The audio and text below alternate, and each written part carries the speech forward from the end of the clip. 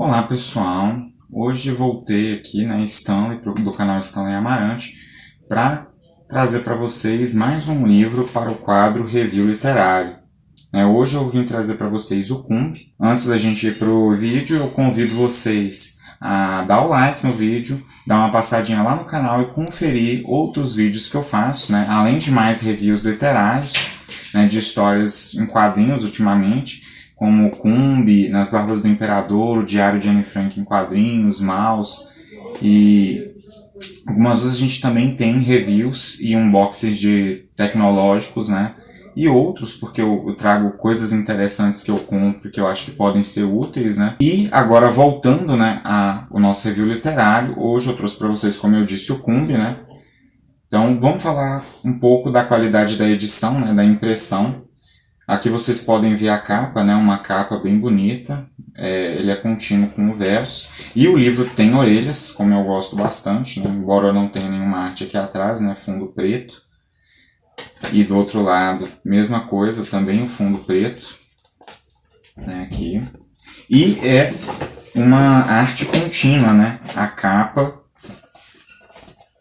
vocês podem ver que elas compõem uma imagem só, o que é muito bonito, vale dizer. Sobre as folhas em si, é papel offset, e vocês podem ver aí que a arte, ela também é bem bonita, em preto e branco, ela é feita em acrílica, não a impressão do livro, mas a arte original, e é uma arte bem bonita. Essa é uma história bastante visual, eu vou falar um pouco mais disso lá na frente. Lembrando que esse papel offset, ele não é um papel offset comum, eu não sei exatamente dizer qual tipo de mas dá para perceber pelo toque que ele é um pouco mais liso do que alguns papéis offsets que eu pego por aí. Então ele pode ser uma variação de uma qualidade um pouquinho maior. E é um livro bem grossinho, Mas agora sim, falando um pouco sobre o autor, que é o Marcelo da Salete, ele é brasileiro. Nasceu em São Paulo em 1979. Vou colocar para vocês uma imagem aqui na tela ou aqui. Ele é quadrinista, ilustrador, professor brasileiro e ele é mestre universitário pela Universidade de São Paulo. Trabalhou em várias editoras brasileiras, dentre as quais a Quadreca e Fronte, pelas quais ele publicou ali seus primeiros trabalhos em quadrinhos em 2001. Sua primeira graphic novel foi publicada em 2008 pela editora Letera, e em 2011 ele publicou Histórias em Quadrinhos Encruzilhada, vou colocar a capa para vocês, pela editora Leia. E a primeira graphic novel, eu não falei o nome, é Noite e Luz, também vou colocar aqui para vocês a capa. As obras mais aclamadas dele costumam tratar da história da resistência à escravidão no Brasil. E dentre essas, as mais famosas são a Cumb, que é a que eu vou falar aqui para vocês, e uma outra chamada Angola Djanga. Talvez é bem possível que vocês conheçam mais essa, vou colocar a capa aqui do Angola Djanga para vocês. Ambas elas foram publicadas pela editora Veneta, vale dizer, aqui ó, Veneta. E a Angola Djanga, ela fala um pouco sobre o Quilombo dos Palmares, E ambas levaram ao total cerca de 11 anos de pesquisa até a criação do autor das obras. O livro do Cumb ele vai contar 4 histórias, histórias bem marcantes. A primeira história, ela chama Calunga, que significa mais ou menos ali o Grande Mar. Ela já começa na página 7. Vale dizer que antes a gente tem um pequeno texto de contextualização. Aqui ó, a arte de capa da história, Calunga. E ali nessa primeira história a gente vai acompanhar a partir da página 7, a história de 2 amantes que vivem no cativeiro da escravidão. E já começa com uma história chocante, a gente vai vendo depois mais pra frente nas demais histórias que todas têm essa pegada um pouco chocante. Aqui eu acho que vocês já conseguem ter uma noção de que é uma história que ela é muito visual, ela tem pouco texto, e por isso a gente lê ela numa velocidade bem considerável, acaba rápido, embora tenha muitas páginas, mas é muito visual e forte. Esse é um ponto bem marcante de todas as histórias, e eu particularmente fiquei bem impactado pelo desenlace dessa história, foi algo que me surpreendeu. né? Inclusive eu já trago aqui que não é uma história que eu compraria para crianças e na verdade eu acho que talvez eu nem leria para crianças, embora para adolescentes e adultos com certeza traz temas aqui que merecem ser discutidos. Eu vou falar um pouco mais sobre isso ao longo das histórias, né? Essa primeira aqui fala de relações amorosas, de finais ruins, eu acho que eu já posso adiantar isso para vocês, e tudo isso num contexto de escravidão. A segunda história, ela chama Sumidouro, a gente vai encontrar ela ali a partir da página 47. Talvez algumas pessoas já estejam familiarizadas com esse termo, né, do estudo aí da disciplina de história. Essa aqui é a capa. E essa história aqui, de certa forma, ela é até um pouco mais pesada que a anterior. Trata sobre a relação entre escravizado e escravizador e os filhos, né, os rebentos dessas relações. É bem triste, como eu disse, marcante, né, e bem impactante. Essa aqui realmente eu acho que pode deixar a gente para baixo. Eu diria que essas não são histórias que a gente vai ler todas de uma vez, até mesmo porque é difícil eu terminar de ler uma e já eu senti assim que eu tô pronto para ir para a próxima. Ela pode fazer você pensar um pouco, e eu acho isso muito bom. É uma pegada que tenta trazer um pouco dessa realidade. E todas essas histórias aqui, o próprio autor explica que são fruto de pesquisas que ele fez, né? Então aqui são coisas que, o tipo de coisas, na verdade, que acontecem. Ele usou acontecimentos reais ali, provenientes das pesquisas dele, que ele descobriu, e trouxe aqui, construiu com base nelas uma história. Então, saber disso também torna mais impactante as histórias. A terceira história é a que dá nome ao livro, né? Cumbe é o nome dela. E ela começa ali já a partir da página 85. Deixa eu mostrar aqui para vocês a capa, né? Que é essa aqui. Ela é uma história principalmente de força, de resistência, e também de dificuldades. E ela tem umas lições bem interessantes. Uma que me marcou bastante foi a de não julgar as pessoas, ou melhor, as ações das pessoas. Julgar no sentido de formar um conceito sobre essas atitudes e ações que elas têm, sem saber as motivações por trás dessas ações. E ao saber dessas motivações, a gente ponderar a respeito, né? E pensar muito antes de desenvolver de fato uma noção definitiva e agir mais no sentido de adotar uma noção de tentar entender, de tentar compreender. Então ela fala muito de confiança, de luta, de resistência, de escolhas difíceis, eu diria. Cumbe talvez seja a mais rica de todas, embora eu diria que não é mais impactante, embora ela tenha ali seu plot twist, ali do meio pro final, e com certeza ela prende muita atenção. E a última história, né, a quarta história, ali já pela página 141, se eu não me engano, chama Malungo, né, essa aqui é a capa.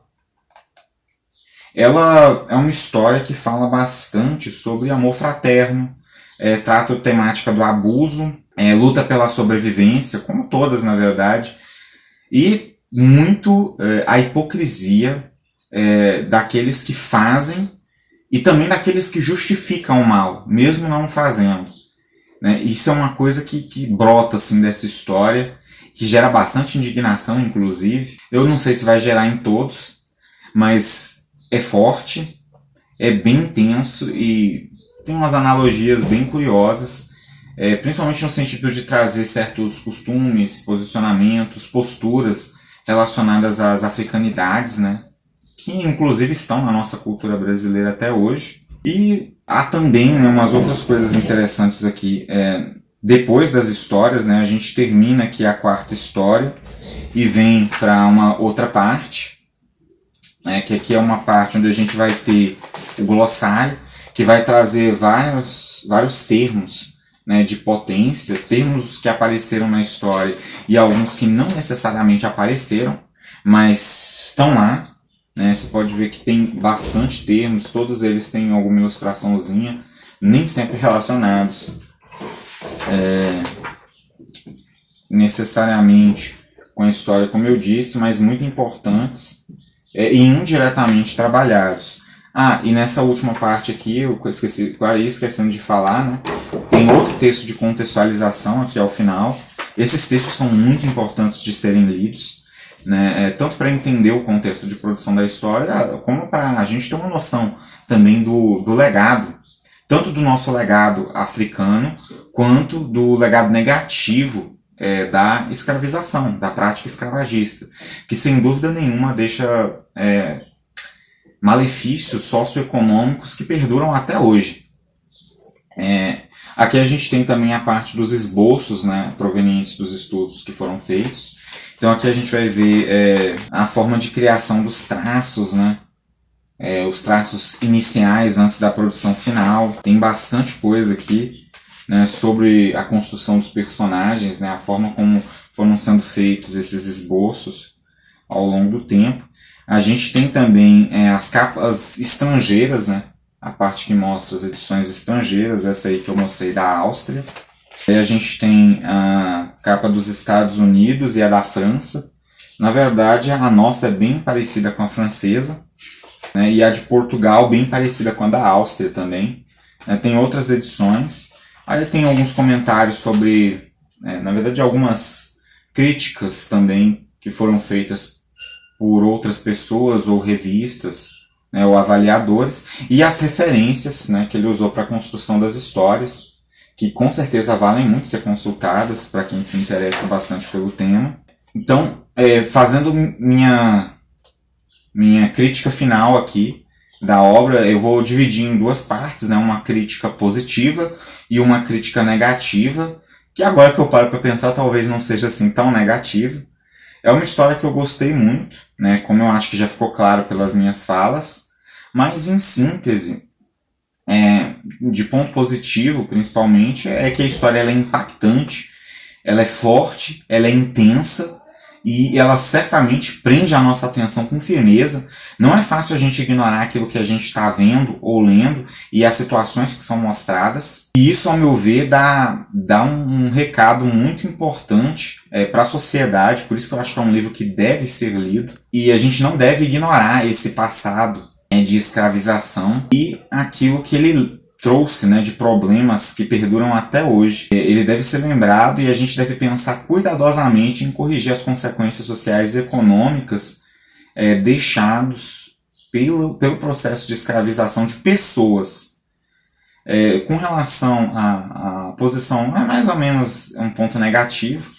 Agora que eu paro para pensar, não é tanto, vou explicar por quê.